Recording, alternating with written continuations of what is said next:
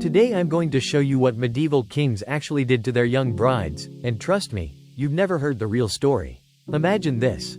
A king in his 30s, and a bride who is only 14. Yes, 14. Most royal marriages in medieval Europe were arranged when the girl was barely a teenager. But here's the part nobody talks about. On the wedding night, the bride didn't enter the room alone. Inside the royal bedchamber were the king, the young bride, and up to 6 more people watching. These included palace doctors, female attendants, senior noblewomen, and sometimes even the king's own mother. Why? Because the wedding night wasn't about love. It was a political test. The entire kingdom waited to see one thing the next morning: a blood-stained bedsheet. If the bride didn't show proof, the marriage could be annulled. Her family could be disgraced. And some girls spent the rest of their lives carrying the shame of a night they never chose. But here's the twisted part. If the king had a problem, if things didn't go the way he expected, he could blame the girl. Records show kings accusing their brides of being unfit, just to protect their own pride. In this video, we uncover the hidden rituals, the humiliating tests, and the brutal truth behind what medieval kings actually did to their young brides. You won't believe what was considered normal. In the medieval world, a royal marriage was not a celebration of love. It was a negotiation, a treaty, a transaction between kingdoms.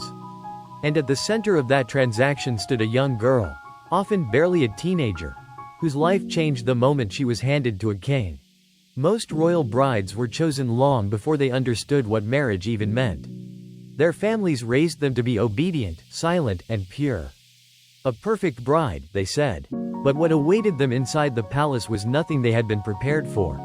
After the wedding ceremony, as music faded and torches dimmed, the young bride was taken away from the feast and guided into a private preparation chamber. The room was cold, lit only by a few candles.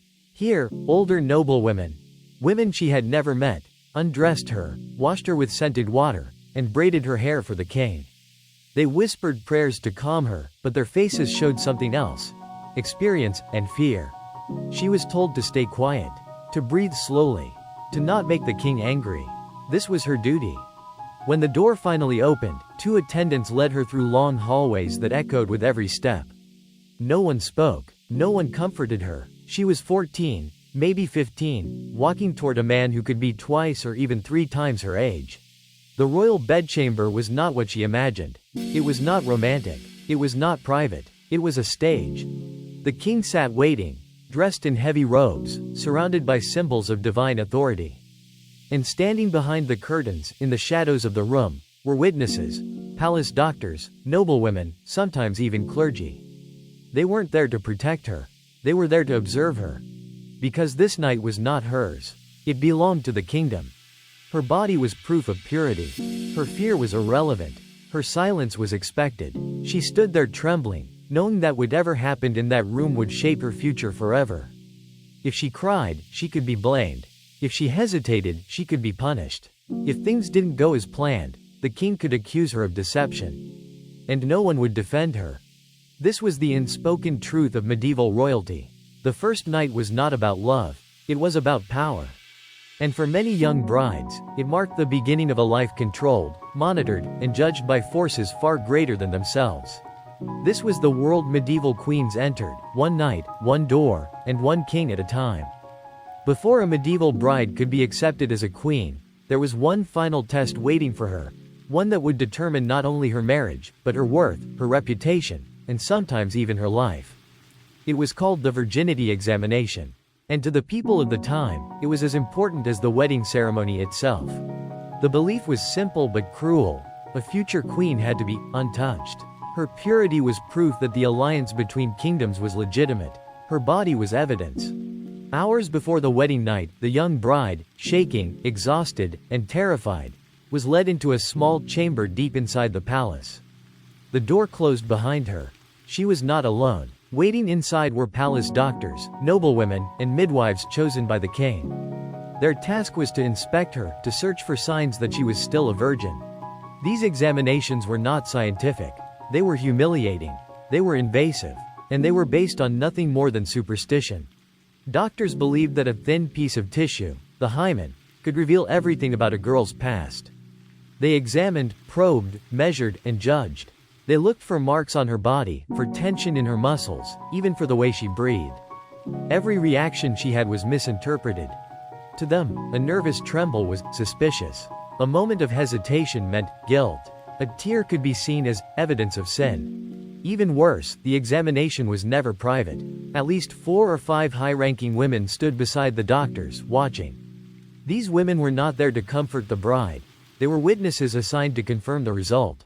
They whispered, took notes, and sometimes argued among themselves, turning a frightened teenage girl into an object of debate. If the examiners decided she did not appear pure, everything could collapse. The marriage could be cancelled. The alliance between families could be shattered. The bride could be sent home in disgrace. And in rare but horrific cases, she could be punished. But there was a terrible irony buried inside this ritual. The king could fail privately, yet the bride was judged publicly. If he struggled, blamed the girl, or simply wanted a political escape, he could claim she was not as she seemed. Kings were protected. Girls were sacrificed. To medieval society, a bride's body was a political document. Her innocence was a signature, a seal, a guarantee of power. And the virginity test was the stamp that validated it. When the examination ended, no one comforted her. No one explained what would happen next. She was simply told to prepare for the wedding night. Another test, another ritual, another moment where her fate depended on forces she could not control. This was not medicine.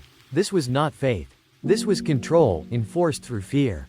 And for the young bride, the examination was only the beginning of a lifetime spent under the watchful eyes of an entire kingdom. As the sun set on the wedding day, the entire palace shifted its attention to one room, the royal bedchamber. For ordinary couples, the first night might have been a private moment. But for kings and queens, privacy did not exist. The future of dynasties depended on what happened behind that door. Once the bride completed the examination, she was taken to the chamber by women she barely knew. They escorted her like attendants leading a sacrifice. Outside, nobles murmured, servants whispered, priests prayed. Everyone waited for the same thing: proof. Inside the room, the king sat on a grand bed draped with crimson fabrics. Candles flickered, throwing shadows across the stone walls. The bride, still a child in many cases, stood trembling before a man who embodied both absolute power and uncontrollable desire. The first night was not romantic. It was ritual. And it followed rules. Medieval kings were expected to perform, not for pleasure but for politics. Producing an heir was a duty, and the kingdom believed it had the right to witness the beginning of that duty. But witnessing did not always mean standing in the room. Some courts required attendants to stay behind the curtains. Others forced doctors and noblewomen to wait just outside the door. Their job was simple: verify that the ritual had occurred. But what the bride experienced was far from simple. Some kings were gentle. Many were not.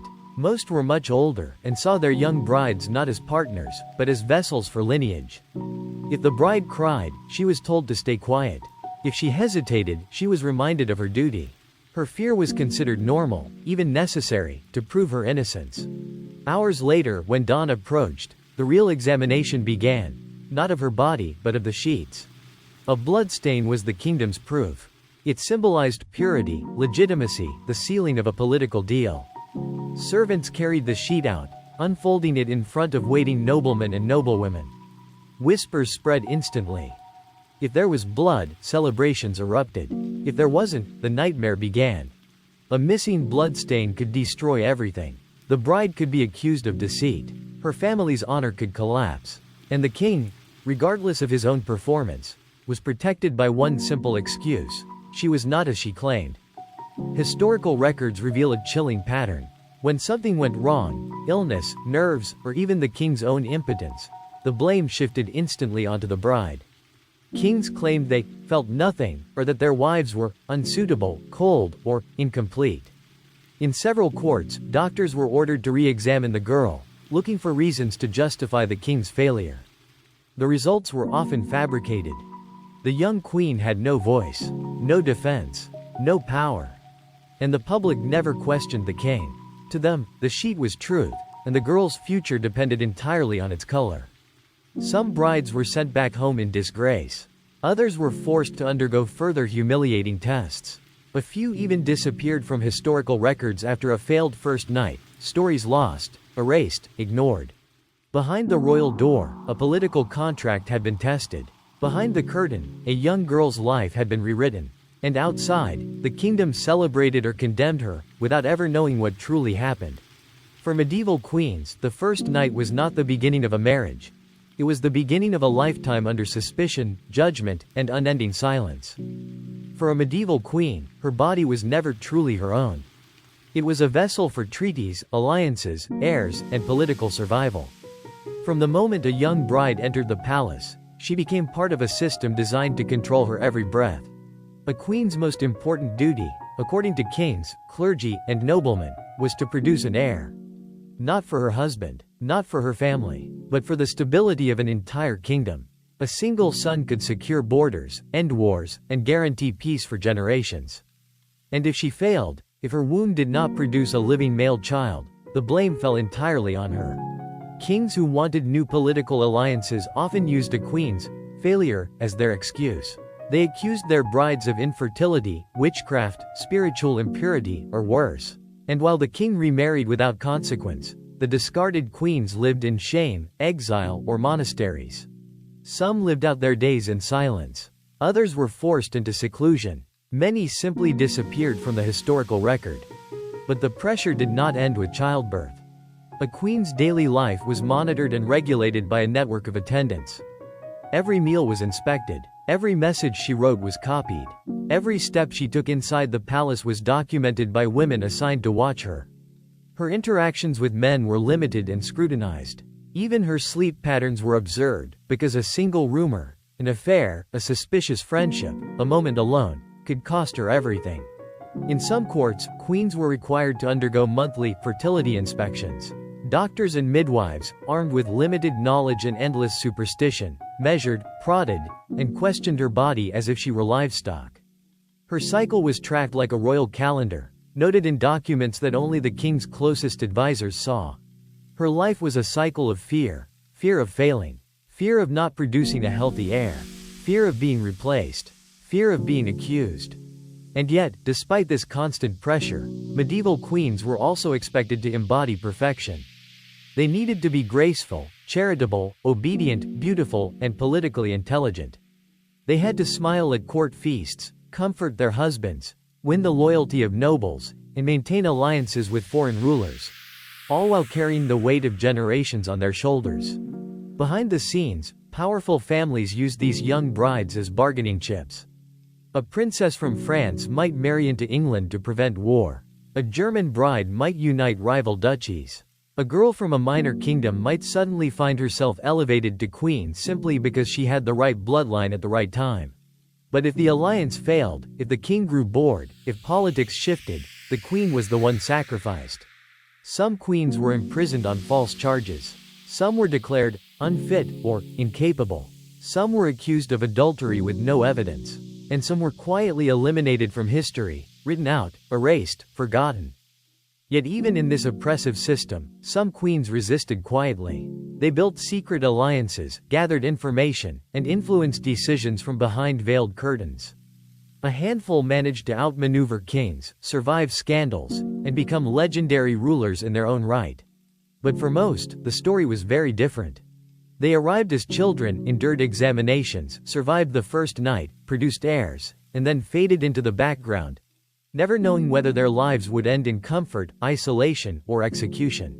Their bodies were political tools. Their marriages were contracts. Their silence was expected. And their stories, buried for centuries, are only now being uncovered.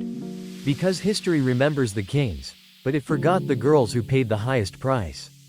For many medieval brides, the wedding night was not the end of their suffering, it was only the beginning. Once the rituals were complete and the political contract was sealed, their real lives in the palace began. But life as a queen was far from the luxurious fairy tale described in legends. A queen was constantly watched. Every gesture, every smile, every step could be interpreted as a sign of loyalty or betrayal. The palace was filled with spies, whispering servants, jealous noblewomen, and foreign agents waiting for the queen to make a mistake. One careless word could become a scandal. One misunderstood gesture could become a rumor. And rumors, in those days, killed reputations faster than any sword. If the queen became pregnant, the pressure only increased. Her body became a battlefield of expectations. Advisors monitored what she ate, what she drank, how she slept, and even how she prayed. A miscarriage could be considered divine punishment. A stillbirth could be blamed on her bloodline. And if she failed to produce a male heir, she could lose everything. Some queens endured multiple pregnancies, painful, exhausting, dangerous, simply to secure their position. They were expected to smile in public while suffering in private. Doctors of the era knew little about women's health. Many queens died from infection, fever, or complications that could have been prevented with modern medicine. But their deaths were recorded as unfortunate and quickly forgotten as political plans shifted to finding the king a new bride. Those who survived childbirth faced another challenge: staying relevant. A queen who could no longer produce children often found herself pushed aside, isolated, or replaced by younger brides. Some were sent to remote castles. Others were confined to religious convents.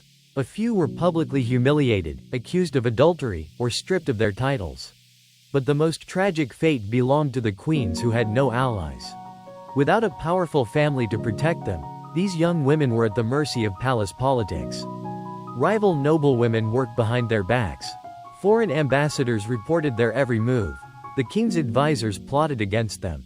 Every day was a quiet battle for survival. Yet not all queens were victims. Some learned the game. Some became masters of it. A number of medieval queens became influential political players, advising kings, forming secret alliances, and even commanding armies through trusted noblemen. They read hidden messages, used symbols, and built networks of loyal attendants. A few even manipulated the very rituals meant to control them. History celebrates kings for their wars and victories, but many of those decisions were shaped, encouraged, or even demanded by the quiet voices of these queens. Their intelligence was often underestimated, but their impact shaped entire kingdoms. Still, for most, the end was bittersweet. They entered the palace as children. They survived examinations, rituals, and childbirth. They raised heirs who later forgot them. They lived through political storms that nearly destroyed them. And when their usefulness ended, they faded, lost to time, buried beneath the very history they helped build. These young brides were never truly remembered. Their voices were never written down. Their pain was never acknowledged. But their lives reveal a truth that history tried to hide. Behind every powerful medieval king, there was a girl who paid the price for his crown.